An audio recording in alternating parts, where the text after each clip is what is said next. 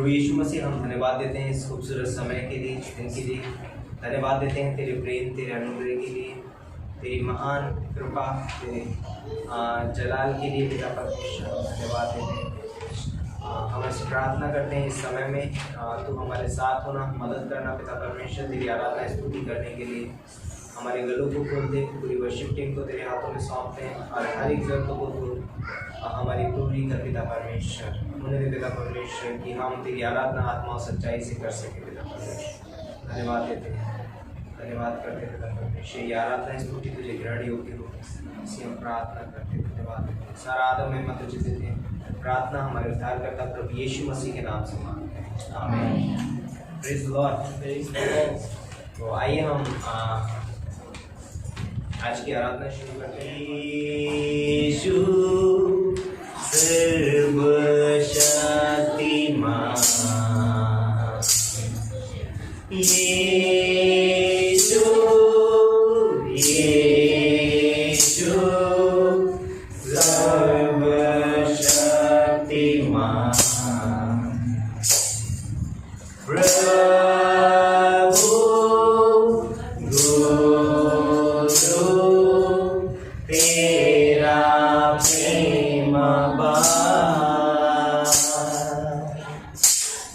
स्वर्गों में है तेरा सिंहासन, धरती तेरे चरणों के लिए आसन। स्वर्गों में है तेरा सिंहासन, धरती तेरे चरणों के लिए आसन। क्या है मनुष्य जो तुझे है उसकी चिंता, परमेश्वर से कम है तेरे हाथों की रचना।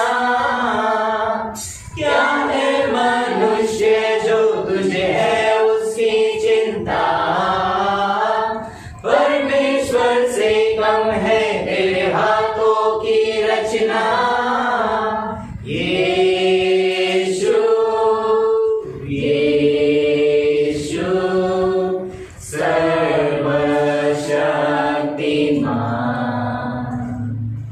प्रभु गुरु तेरा प्रेम अपार, जीवन की रोटी मेरी भूख मिटा,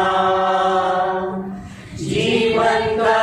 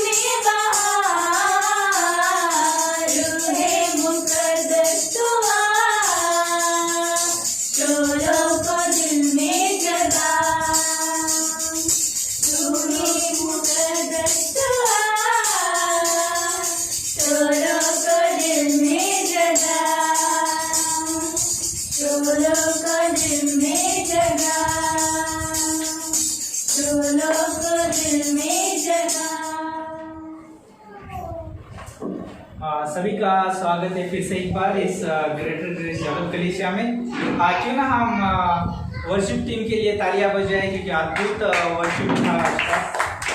तो और इस प्रकार इस हफ्ते का सूचना रहेगा।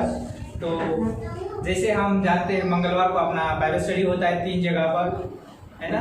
तो बाइबल स्टडी शुरू है, उसके लिए प्रार्थना कर सकते हैं कि ये कोरोना वायरस के माहौल से, है ना, बहुत दिक्कतें आ रही है। तो परमेश्वर ये माहौल से जल्द सभी को राहत दे, है ना, परमेश्वर रास्ता निकाले। इसके लिए आप प्रार्थना कर सकते हैं बाइबल स्टडीज के लिए। और जहाँ कहीं बाइबल स्टडीज हो रही है तो वहाँ पर परमेश्वर अपने लोगों को लेके आए, है ना, और वचन से सीखे, है ना, वचन में बढ़ते जाए। इसलिए आप प्रार्थना करिए। और बुधवार को मिडवीक सर्विस है, मिडवीक सर्विस रहेगा। बहुत अद्भुत समय रहता है उस दिन भी अद्भुत संदेश रहेगा, है ना। तो आप आ सकते हैं 5 बजे, है ना। अपना जो यहाँ पर 5:15 बजे होता है, तो आप मिडवीक सर्विस में भी आ सकते हैं। और गुरुवार और शुक्रवार को आने वाले 6 तारीख से बाइबल कॉलेज शुरू है ना। तो आप उस क्लास के लिए आप प्रार्थना कर सकते हैं। प्रेयर एंड रिवाइवल क्लास होगा। और हम चाहते हैं कि आप सभी लोग, है ना, अपना कलीसिया का एक हिस्सा होने के नाते हमें वचन को जानना बहुत ज़रूरी है ना।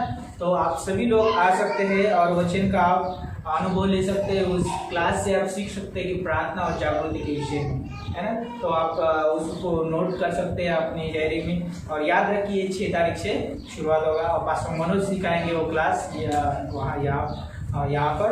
और पास्टर का क्लास है। तो और उसी तरह से एमपी में भी, मध्य प्रदेश में भी बाइबल कॉलेज चल रहा है, शुरुआत है अभी, है ना। तो गुरुवार और शुक्रवार को, तो उसको भी आप याद रखिए, प्रार्थना में रखिए, है ना। जाने के लिए बारिश का समय है, परमेश्वर उपाय करे, सुरक्षित लेके जाए, है ना। कन्नू भाई और हम जाते हैं तो वहाँ पर सुरक्षा दे परमेश्वर। कोरोना का माहौल है, बहुत सारी दिक्कतें आती है, लेकिन परमेश्वर हमारा क्या करने वाला है, अगुवाई करने वाला है। तो प्रार्थना कर सकते हैं उसके लिए। और शुक्रवार की शाम को यहाँ पर जैसे हर परिवार के साथ क्या होता है, फैमिली विजिट होता है ना, मिलने का समय रहता है। तो इस बार पास्टर के घर पे रहेगा इस समय का फैमिली विजिट। तो हम चाहते हैं कि उस फैमिली विजिट में भी हम सब मिलके परमेश्वर के वचन का आनंद उठाएं। तो आप वो भी याद रख सकते हैं। और रविवार को यहाँ पर भक्ति होता है ना। रविवार की भी भक्ति में भी आप आ सकते हैं, बहुत अद्भुत संदेश रहेगा। आप सभी को प्रभु यीशु मसीह में सलाम, जय मसीह की। तो सभी लोग खुश हैं, आनंदित हैं? ओके। तो क्यों ना हम परमेश्वर के वचन में जाते हैं। और मरकुस की किताब उसका 6ठा अध्याय और 45 से लेके 51वीं पंक्ति का। मरकुस रचित सुसमाचार उसका 6ठा अध्याय 45 से 51। ये कहानी बहुत ही इस कहानी नहीं है, एक तरीके की हकीकत है। और ये हम जानते हैं, ये स्टोरी हमको पता है। क्यों ना हम पढ़ें, कोई व्यक्ति हमारे बीच में पढ़ सकते हैं। मरकुस 6:45 से 51। तब उसने तुरंत अपने चेलों को नाव पर चढ़ने के लिए विवश किया कि वे उससे पहले उस पार बैतसैदा को चले जाएं, जब तक कि वह लोगों को विदा करे। उन्हें विदा करके वह पहाड़ पर प्रार्थना करने को गया।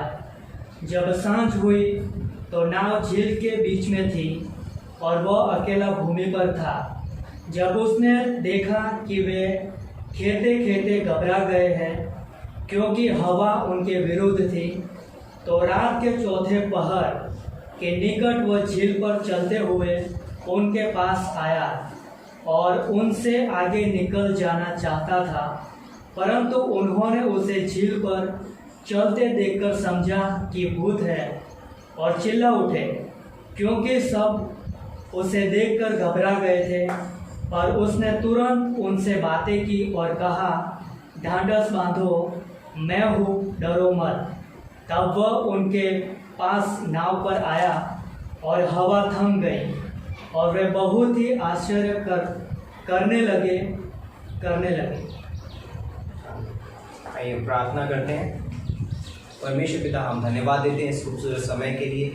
इस दिन के लिए, इस वचन के लिए। तो अपने वचन के द्वारा अपने लोगों से बातें कर, और होने दे पिता परमेश्वर पवित्र आत्मा के द्वारा तो हमसे बातें करना पिता परमेश्वर। मेरे मुख को छू, इससे पवित्र कर, इससे मेरे नहीं परंतु तेरे वचन निकले पिता परमेश्वर। धन्यवाद देते हैं पिता परमेश्वर, धन्यवाद देते हैं। सारा आदर महिमा तुझे देते हैं पिता परमेश्वर, तो यीशु मसीह के नाम से आमीन।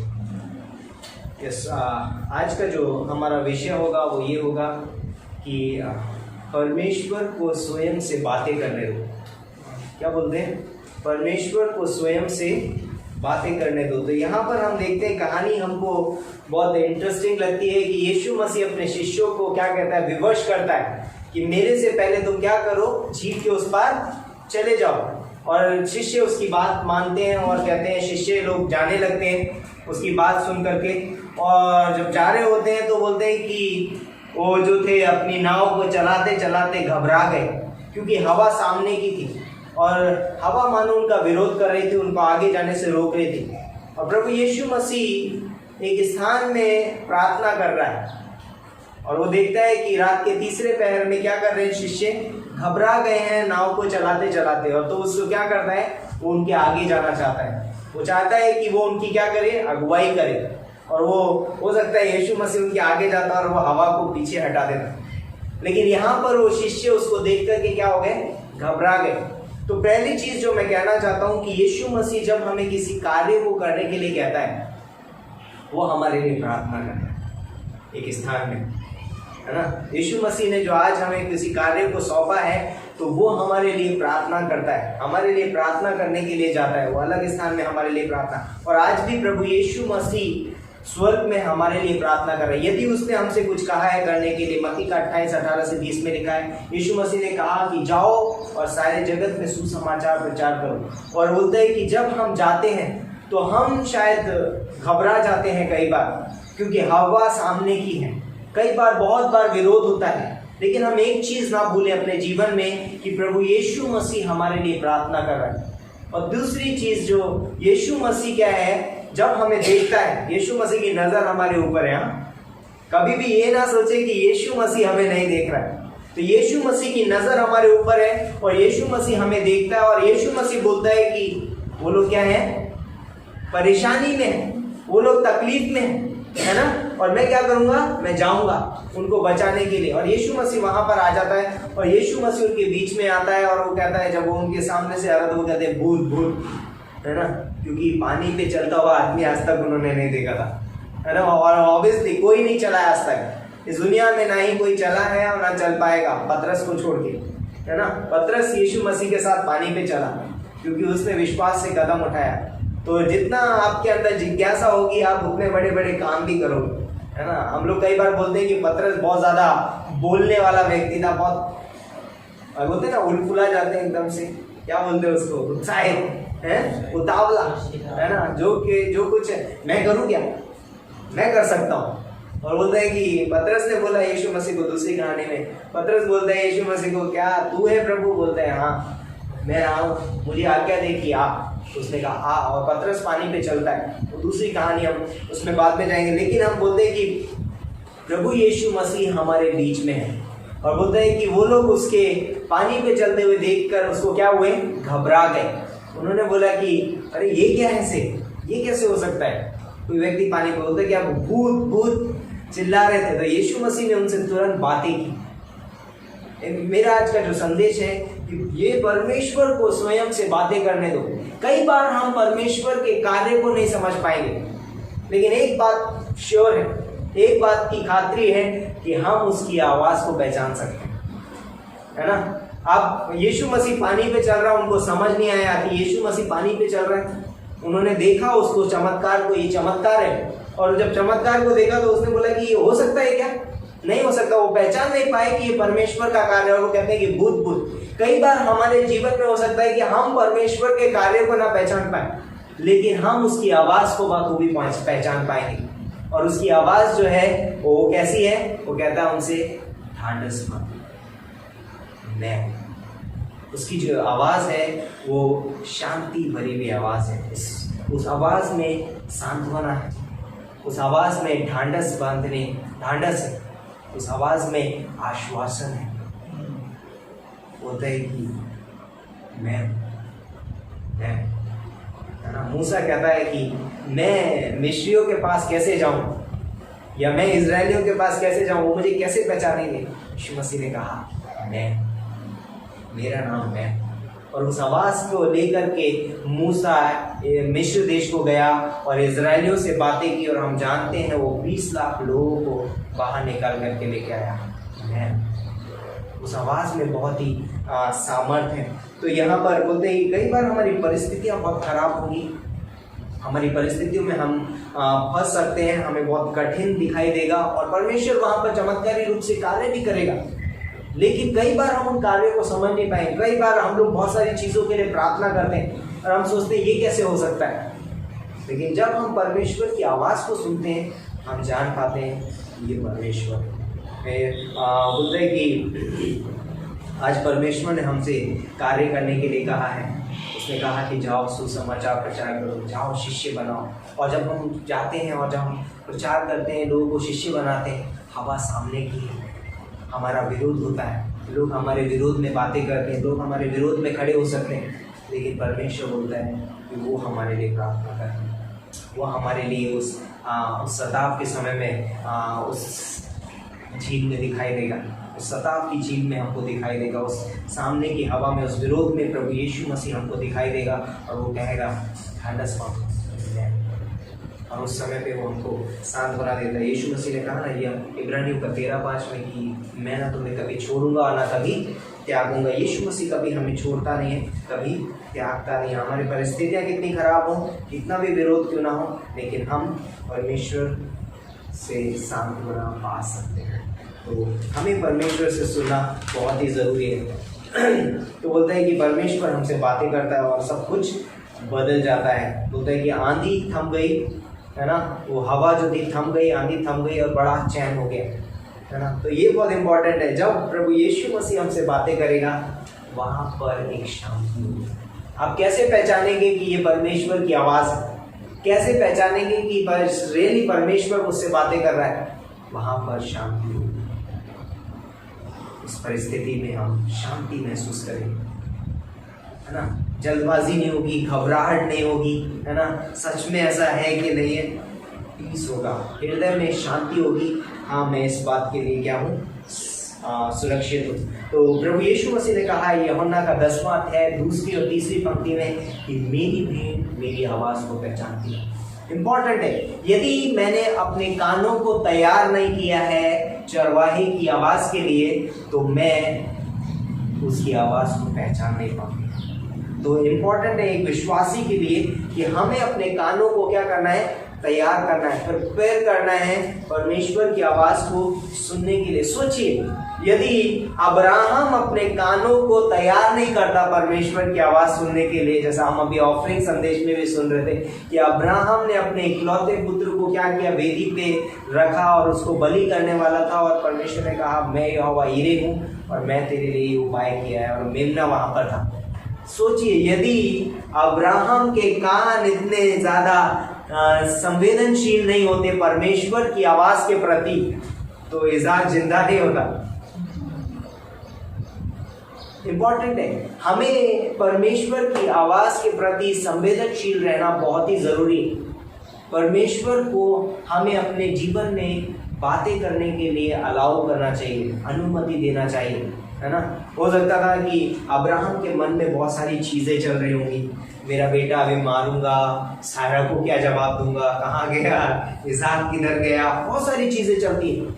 लेकिन होता है कि उसने अपने हृदय को क्या किया है, सुरक्षित रखा है, गार्ड किया है, और बोलता है कि वो जानता है कि परमेश्वर, उसने एक्चुअली वो सिर्फ और सिर्फ परमेश्वर की आवाज़ सुन रहा था। इसीलिए ऐन मौके पे जब वो चाकू यहाँ पर लाता है, परमेश्वर बोलता है रुक, इज़हाक पर हाथ मत डाल, और वो यहाँ पर रुक जाता है। सोचिए, अगर वो परमेश्वर की आवाज़ की तरफ उसका ध्यान नहीं होता तो इज़हाक गया, मर जाता था। कई बार हमारे जीवन में भी होता है इस तरीके से।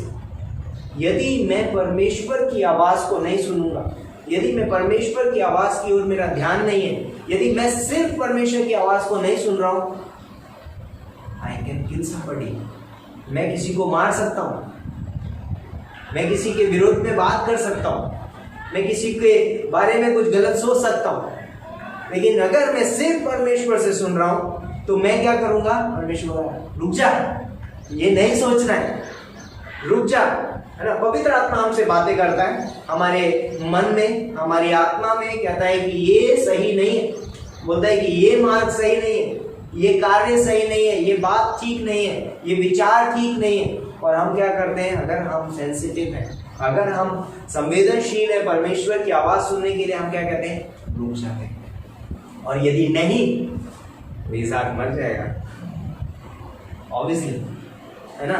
हम वो विचार हमारे मन में आ सकता है, वो कदम हम उठा सकते हैं जो कि हमें नहीं उठाना चाहिए था, उस मार्ग पे हम चल सकते हैं जिस मार्ग पे हमें नहीं चलना चाहिए, है ना। तो यहाँ पर बोलता है कि अगर कोई व्यक्ति परमेश्वर की आवाज सुनने के लिए बोलते हैं कि संवेदनशील नहीं है तो वो किसी को मार सकता है। ओके, तो चाकू से ही नहीं, हाँ, मेरे पैर पे गिरा उसका ध्यान रखो, हाथों से भी मार सकते हैं ना। तो यहाँ पर कुछ चीजें हैं या 5 बातें या 5 तरीके जिनके द्वारा परमेश्वर हमसे बातें करता है। नंबर 1, परमेश्वर हमसे विवेक, हमारे विवेक के द्वारा हमसे बातें करता है। हमारे अंदर विवेक पाया जाता है ना, सब कॉन्शियस कॉन्शियस बोलते हैं, उसके द्वारा परमेश्वर विवेक के द्वारा हमसे बातें करता है या हमारे विवेक में बातें करता है, व्हाटएवर जो भी आप बोल सकते हैं। दूसरा है परमेश्वर अपने वचन के द्वारा हमसे बातें करता है। अब ये मत सोचिए कि ये परमेश्वर बोल रहा है, शायद कभी कभी हमारी फीलिंग्स हमारे अंदर से आवाजें निकालती है ना, मैं उसके बारे में बात करूंगा, उसको नहीं सुनना है हमको। परमेश्वर वचन के द्वारा बातें करता है, पास्टर टीचर के द्वारा बातें करता है। तीसरा नंबर बोलते हैं कि परमेश्वर पवित्र आत्मा के द्वारा हमसे बातें करता है, और परमेश्वर स्वयं भी हमसे बातें करता है। परमेश्वर स्वयं हमसे बातें करता है रीमा के द्वारा। रीमा परमेश्वर का जीवित वचन, परमेश्वर आज साक्षात हमारे सामने खड़ा नहीं होगा, लेकिन जब हम बाइबल पढ़ते हैं और वो शब्द हमारे मन को छू जाता है, और रेमा है परमेश्वर का जीवित वचन, और बोलता है परमेश्वर उसके द्वारा हमसे क्या करता है? बातें करता है। कुछ चीज़ें हैं जो मैं आपको बताना चाहता हूँ।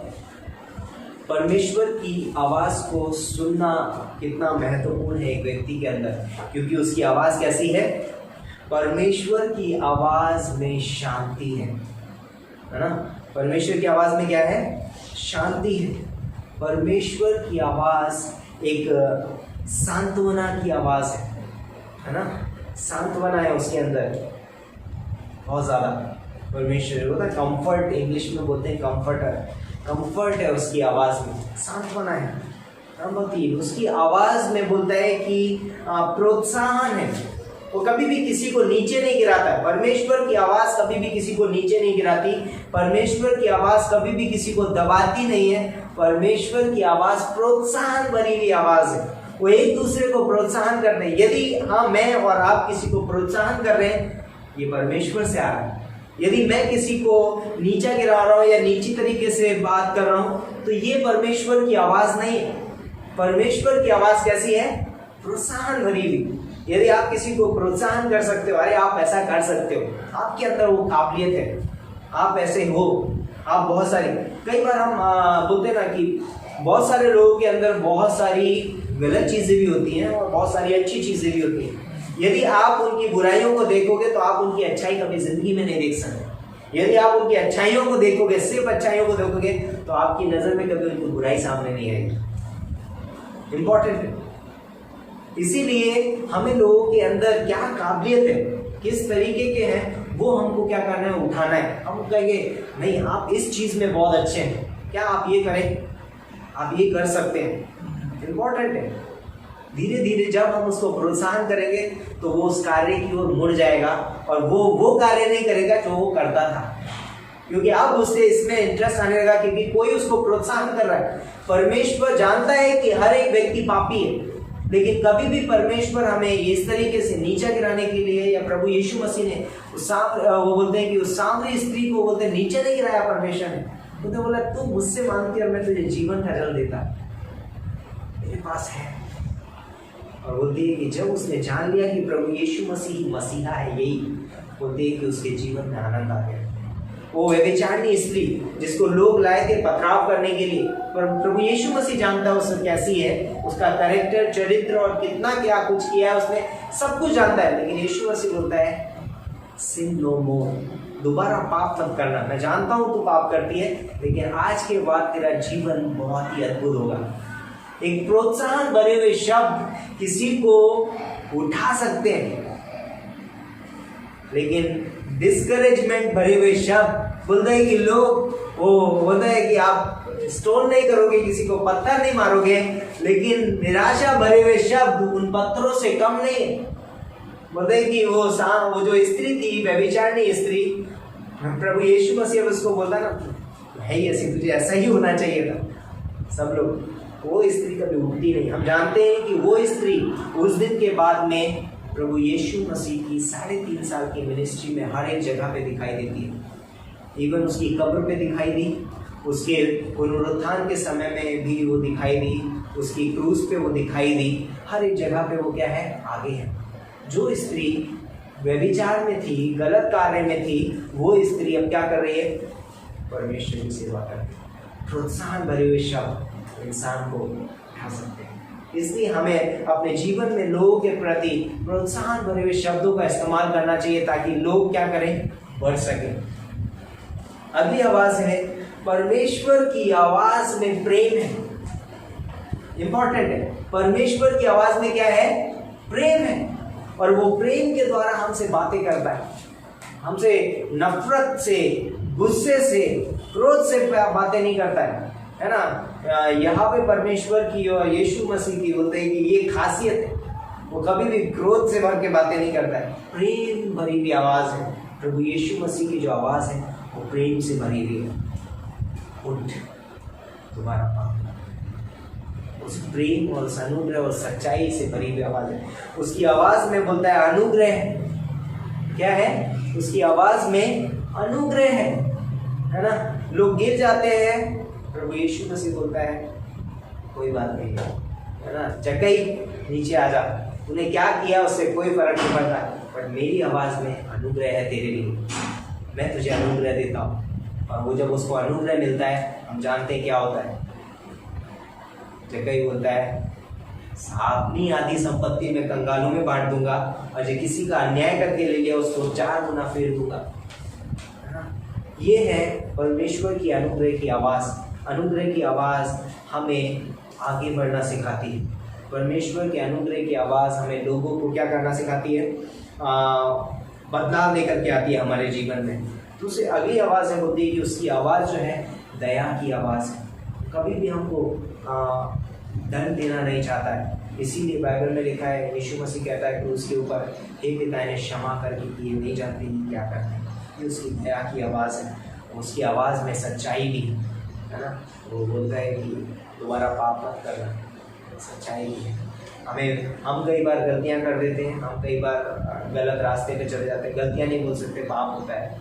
जो भी हम करते हैं परमेश्वर के विरुद्ध में, वो सब पाप होता है। हम बोल देते हैं गलतियां ताकि हमें बुरा ना लगे, लेकिन जो कुछ भी हम गलत करते हैं पाप होता है। और पाप भी परमेश्वर बोलता है कि ओके तू पाप मत करना।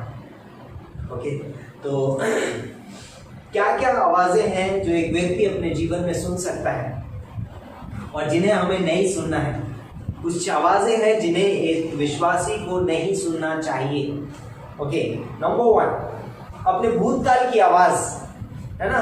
बोलते कई बार हमारा पास्ट हमसे बहुत बातें करता है ना। कई बार हम अपने पास्ट में चले जाते हैं, हमने कुछ गलत किया था और वो हमसे क्या करता है, वहाँ पर जाके बैठ जाते हैं, टेबल लगाते हैं और बहुत सारा समय बिताते हैं।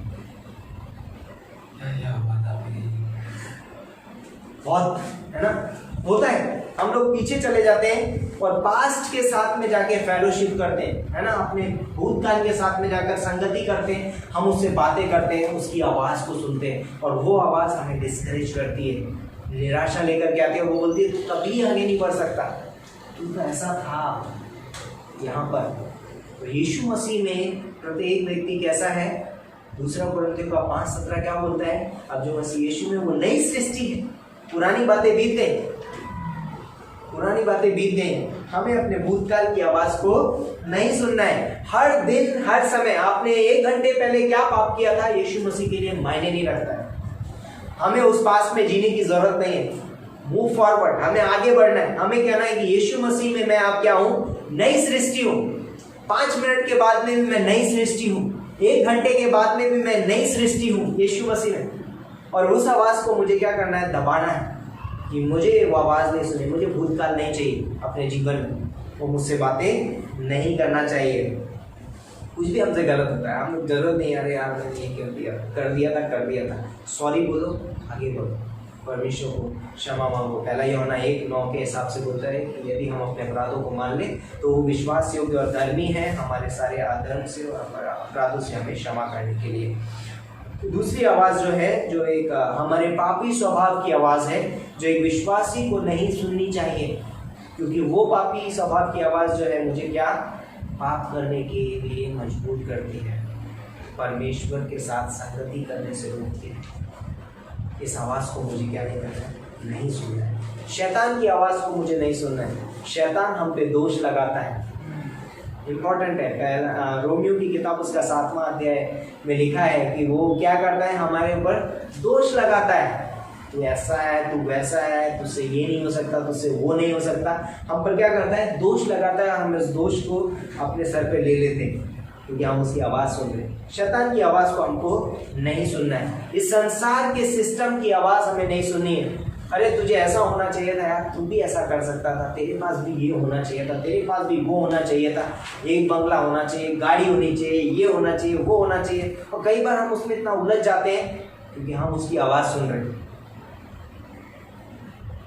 बहुत ज़्यादा हम उसकी आवाज़ को सुनते हैं, इसलिए हमको क्या होता है, हम निराशा में चले जाते हैं। उसको पाने के लिए हम शॉर्टकट लगाते हैं अपने जीवन में फिर, और शॉर्टकट में मालूम है कितना बड़ा लॉन्ग कट होता है। फंस जाता है आदमी, है ना, लोन लेता है आदमी, कुछ करता है, कर्जा लेता है, झूठ बोलता है, ये करता है, और उसको पाने के लिए। तो संसार की हमें आवाज़ नहीं सुनी है, अपनी परिस्थितियों की आवाज़ को हमें नहीं सुनी है। हमारी परिस्थितियाँ हमको बोलती हैं कि तू ऐसा नहीं कर सकता, लेकिन बाइबल बोलती है मैं सब कुछ कर सकता हूँ उसमें जो मुझे सामर्थ्य देता है ना। इंग्लिश में बहुत अच्छा लगता है, I can do all things through Christ who strengthen me, है ना। प्रभु यीशु मसीह में मैं सब कुछ कर सकता हूँ क्योंकि वो मुझे सामर्थ्य देता है ना। और अगली पंक्ति, अगले पॉइंट बोलता है कि अपनी बीमारी को अपने आप से बातें करने मत दो। कई बार हमारी बीमारी हमसे बातें करती है बहुत ज़्यादा, अरे यार ये ठीक नहीं होगा, ये है वो है ना। आज सुबह मैं वही सोच रहा था, मैं आने के टाइम पे ये लिखा कि अपनी बीमारी को हमसे बातें करने मत दो। मेरा परमेश्वर जो है हीलर है ना, यहोवा राफा है, वो चंगा करने वाला परमेश्वर है। मेरी बीमारी मुझसे बातें नहीं करेगी, मेरा हीलर मुझसे बातें करेगा, मेरा चंगा करने वाला मुझसे बातें करेगा। ओके, अपनी कमियों को अपने आप से बातें मत करने दो। हमारे अंदर, सबके अंदर कमियां होती हैं और हमें उन कमियों को अपने जीवन में अलाउ नहीं करना है कि वो मुझसे बातें करे, है ना, क्योंकि वो मेरे अंदर क्या करेगी, मुझे और डिप्रेशन में और नीचे लेकर के जाएगी वो आवाज़। एक कमी दूसरी कमी को पैदा करती है, समझे आप।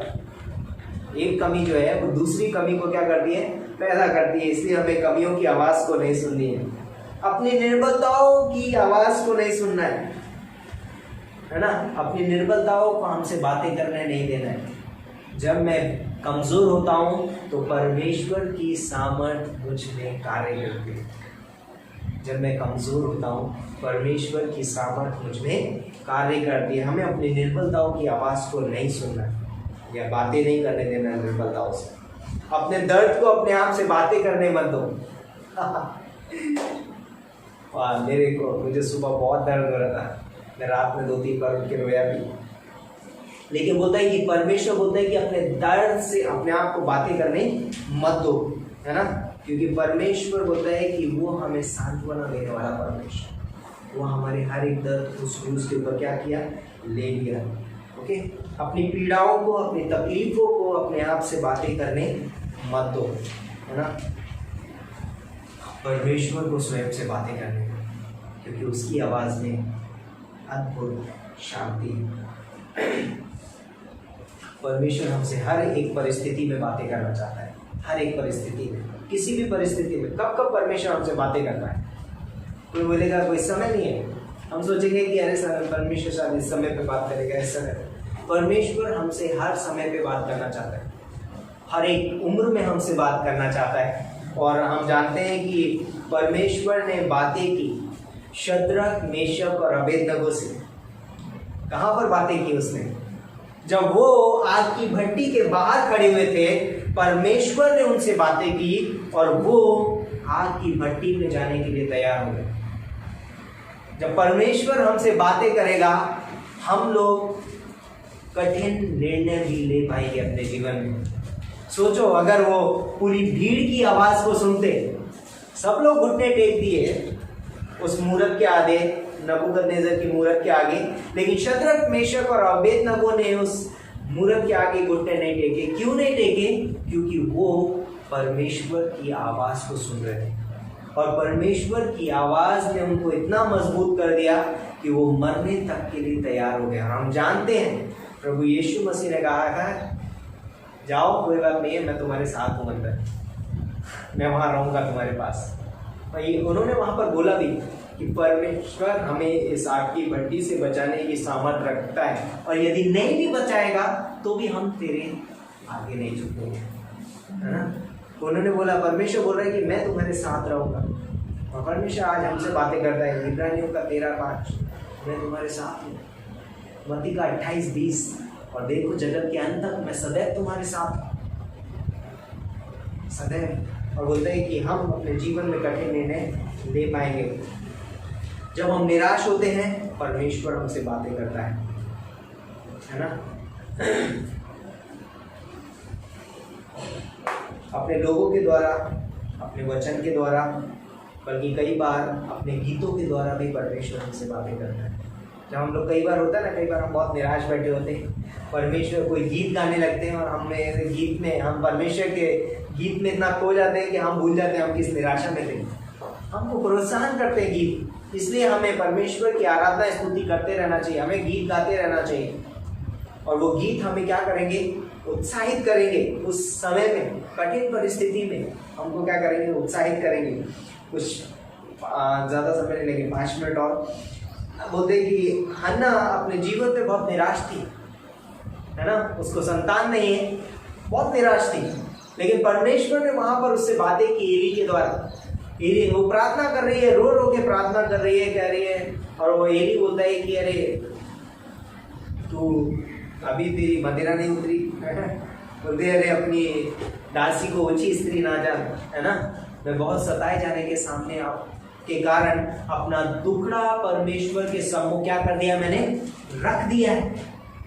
तो एली ने उससे कहा कि जा, परमेश्वर ने तेरी प्रार्थना को सुन लिया है। और हम जानते हैं कि वो बाइबल में लिखा हुआ है कि उस दिन से हन्ना के मुंह पे फिर कभी उदासी नहीं गई। हम जानते हैं उसको सैमुएल दिया गया, और भी बहुत सारे उसके बच्चे हुए। 5 स्त्री की। परमेश्वर हमारी निराशाओं को आशा में बदल देता है। अच्छा उदाहरण है हमारे लिए हन्ना।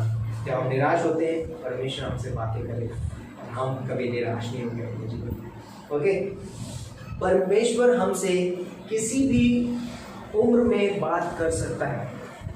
जब हम जानते हैं कि सैमुएल जब बालक ही था तो प्रभु यीशु मसीह ने उससे बातें की, सैमुएल सैमुएल। बोलता है कि सैमुएल बोलता है, बोल तेरा दास होता है ना। हम जानते हैं यिर्मयाह एक बालक था, है ना। बोलता है कि उसके मुंह पे अभी होठों पे लाली झलकती है। बोलता है कि नहीं, तू जा और मेरे लोगों को क्या कर? प्रचार कर, और जिसके सामने मैं तुझे खड़ा करूंगा, मैं तुझ में होकर बातें करूंगा।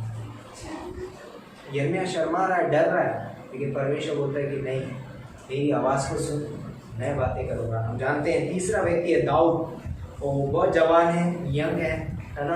परमेश्वर उसके द्वारा बातें करता है। तो तीनों के द्वारा परमेश्वर ने बातें की, और क्या क्या कार्य किए वो मैं आपके बारे में उसके बारे में बताना चाहता हूँ। परमेश्वर ने सैमुएल के द्वारा बातें की, उसको क्या किया? इजराइलियों का न्यायी ठहराया। जब उसने परमेश्वर की आवाज़ को सुना, वो इजरायलियों का न्यायी ठहरा, है ना, और उस समय में उसने परमेश्वर की सेवा की, इजरायलियों को बचाया। अगला है, बोलता है कि यिर्मयाह जब भविष्यवक्ता बना परमेश्वर की आवाज़ को सुन करके, और हम जानते हैं जिस समय पे बदुआई में जाने वाला था देश, उस समय पे परमेश्वर के वचन को यिर्मयाह ने प्रचार किया, विलाप की। यिर्मयाह जब प्रचार कर रहा था तो नबूकदनेस्सर आधे लोगों को बेबीलोन लेके चला गया। अगला पॉइंट है, बोलता है कि दाऊद ने क्या किया, छोटी सी उम्र में गोलायत जैसे व्यक्ति को, जाइंट को मारा। क्यों? क्योंकि उसने परमेश्वर की आवाज़ को सुना। उम्र छोटी थी लेकिन आवाज़ परमेश्वर की थी, और जब परमेश्वर ने उससे बातें की तो उन्होंने बड़े बड़े कार्य किए। सैमुएल ने बड़ा कार्य किया, यिर्मयाह ने बड़ा कार्य किया, दाऊद ने बड़ा कार्य किया। तो जब भी हम हमारे जीवन में परमेश्वर की आवाज़ को सुनते हैं, परमेश्वर हमारे जीवन से बहुत ज़्यादा कार्य करता है, बड़े बड़े कार्य कर सकता है। तो हमें अपने जीवन में परमेश्वर की आवाज़ को सुनना बहुत ही ज़रूरी है, क्योंकि उसकी आवाज़ कैसी है? एक प्रेमी आवाज़ है, एक अनुग्रह भरी हुई आवाज़ है, एक दया से भरी हुई, एक सामर्थ्य से भरी हुई, प्रोत्साहन की आवाज़ है। तो मुझे वो आवाज़ सुननी है जो मुझे प्रोत्साहन करेगी, मुझे वो आवाज़ सुननी है जो मुझे बोलते हैं कि उत्साह देगी। मुझे वैसी आवाज़ नहीं सुननी है बोलेगा जो मुझे नीचा गिराना चाहता है। हर एक व्यक्ति को, इसीलिए एक विश्वासी का कर्तव्य है कि वो अपने साथी संगी विश्वासियों को, इवन दूसरे लोगों को भी क्या करें? विश्वास में बढ़ाए, प्रोत्साहन भरी हुई बातें करें, प्रेम दे, अनुग्रह दे, दया दिखाए, उनके साथ में अच्छा व्यवहार रखें, है ना। हम लोगों की कमी नहीं देखते, पर क्या करते हैं? हम लोगों को परमेश्वर की नज़र से देखते हैं। इम्पोर्टेंट है हमारे जीवन में। तो परमेश्वर को स्वयं से बातें करें, क्योंकि वो मेरे जीवन को क्या करेगा? बहुत ही इफेक्ट करेगा, बदलेगा। मेरे जीवन में एक अद्भुत कार्य मुझे देखने को मिलेगा जब मैं परमेश्वर की स्वयं से बातें करूँगा। आमीन। तो आइए हम प्रार्थना करते हैं। परमेश्वर पिता, हम धन्यवाद देते हैं इस खूबसूरत समय के लिए, इस दिन के लिए। धन्यवाद देते हैं तेरे प्रेम, तेरे अनुग्रह के लिए, तेरी महान कृपा के लिए पिता परमेश्वर। धन्यवाद देते हैं कि तू हमसे बातें करता है और तू हमसे बातें करना चाहता है पिता परमेश्वर। और तूने जब शिष्यों से बातें की पिता परमेश्वर, तो वहाँ बड़ा चैन हो गया पिता परमेश्वर। शायद एक विश्वासी तेरे कार्यों को ना पहचान सके, लेकिन एक भेड़ तेरी आवाज़ को पहचानती है। तू सच्चा चरवाहा है। उन्हें दे पिता परमेश्वर कि हम अपने कानों को तैयार कर सकें, अपने हृदय को तैयार कर सकें तेरी आवाज़ को सुनने के लिए पिता परमेश्वर। ऐसे हम प्रार्थना करते हैं, धन्यवाद देते हैं, सारा आदर महिमा तुझे देते हैं पिता परमेश्वर। धन्यवाद करते हैं। प्रार्थना करेंगे, यदि किसी ने अभी तक प्रभु यीशु मसीह को अपने जीवन में अपना उद्धारकर्ता करके ग्रहण नहीं किया है, और यदि आप इस वीडियो को देख रहे हैं तो आप मेरे पीछे ये प्रार्थना कर सकते हैं और कहिए, ये प्रार्थना आपको विश्वास से करनी है और ये विश्वास की प्रार्थना आपको स्वर्ग लेकर के जाएगी। तो मेरे पीछे ये प्रार्थना कर सकते हैं, हे प्रभु यीशु मसीह, मैं पापी हूँ, मैं खुद को नहीं बचा सकता। मैं विश्वास करता हूँ कि प्रभु यीशु मसीह की आवाज़ एक सांत्वना भरी हुई आवाज़ है, और यीशु मसीह ने उस क्रूस पे मेरे पापों को क्षमा किया है। मैं विश्वास करता हूँ कि अब मैं पापी नहीं रहा, क्योंकि यीशु मसीह ने मेरे सारे पाप क्षमा कर दिए। यीशु मसीह मेरे जीवन में आइए, मुझे अपना पुत्र बनाइए, मैं आपके पीछे चलना चाहता हूँ, और जब मैं इस दुनिया को छोड़ूँ तो आप मुझे स्वर्ग में भेजें। प्रभु यीशु मसीह के नाम से मांगता हूँ, आमीन। और हम एक गीत गाएंगे, प्रभु तेरा नाम है महान, प्रभु तेरी स्तुति में गाऊं। ओके, क्यों ना हम परमेश्वर के लिए जोरदार तालियां दें। ओके, प्रभु तेरा नाम है महान, प्रभु तेरी स्तुति मैं गाऊं, प्रभु तेरा नाम है महान, प्रभु तेरी स्तुति मैं गाऊं। तू आया स्वर्ग से धरती पर, मुझको राह दिखाने को, धरती से